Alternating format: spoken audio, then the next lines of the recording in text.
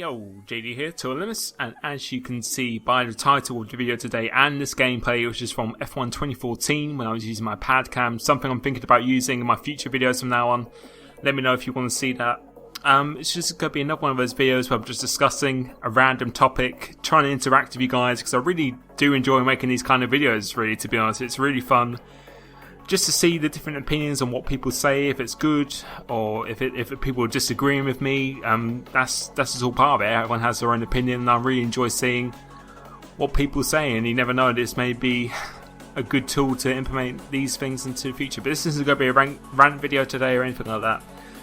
This is going to be my idea of the perfect F1 game, and pretty much what I'm going to go through here is just what I feel particular aspects of the F1 games that I've played, not all from Codemasters necessarily, but the F1 games I've played myself, what I feel the best aspects are, and if I would put them all together, what I would feel probably make the perfect F1 game. I'm going to start off with the handling. The handling, for me, my favourite handling, this is all my opinion by the way, I'm not saying this is the perfect way or the right way that I think it should be, but for me personally, my favourite handling was probably F1 2012, because in my opinion, it was the most challenging, it was the most fun, it really showed the difference between drivers, I feel, and just in the conditions in the wet, when your tyres are going off as well, you really had to handle the car. F1 2012 for me was just really nice to drive, especially braking. Trail braking was an absolute must on that game. If you didn't do that, then you were really going to suffer against the really good drivers. I love F1 2013 as well. I thought that handling was also really good. But for me personally, F1 2012 was definitely the most satisfying to me. In terms of online, I would have to say F1 2013. For me, netcode I feel was probably the strongest it's been. F1 2011 wasn't really good. F1 2012 did have its issues at times. There were quite a bit of lag moments. Even though I had a really good internet at that time, definitely seemed to affect quite a few people with a connection. So I'd say F1 2013 definitely had the best online. But my best online experience was probably still, I'll probably still say F1 2012, just racing in leagues online, just how it all felt as well, just the whole experience, the animation, well not really animation, but just, I don't know, just how the menus were and everything like that. It just really felt intense when I was going to races, but on races now, it doesn't really feel quite like that. So online, I was saying connectivity wise, still F1 2013. In terms of tyre wear, I would say F1 2012 was definitely my favourite, because that tyre wear wasn't really scripted. You could, it's not like OP, so not compared to other games at 2013, 2014 in particular, and definitely F1 2015 as well. I think there's a huge thing on that as well.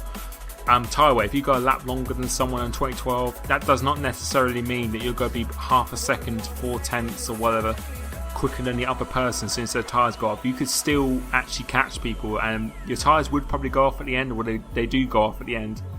But it was quite a lot. You could actually manage your tyres actually reasonably well on that game, and it really was down to actually how you drove. And that tyre wear for me, if I had that similar model again, then that would be absolutely amazing.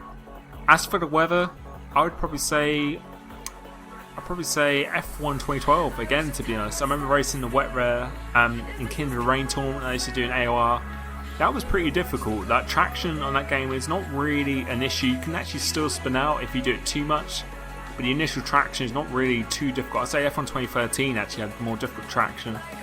But the actual weather system and how it was and how it felt to drive, it was quite difficult to drive. It was pretty challenging, and that's what I want from a game, really. I want a challenge, and that game for me overall was the most challenging, and that's why I felt it really did show, we really did separate the drivers in terms of their ability and experience. You really did have to put a lot of time on the game to really be at that top level, which is what you could see in leagues when people were racing on it. As for the career and AI, career, I would actually say my personal favourite career mode I've ever done on an F1 game was F1 2006, I believe. It wasn't Championship Edition, it was 2006. You could go into contracts, you could update the cars, do the R&D, you had to do all these testing sessions and stuff as well. It really felt like you were really involved, really put into the actual career, what a F1 driver would really be feeling like. And for me, that was my favourite career mode. And I felt over the years now, it's pretty much just gone. More and more features have been taken out, where I really think they should be going the opposite.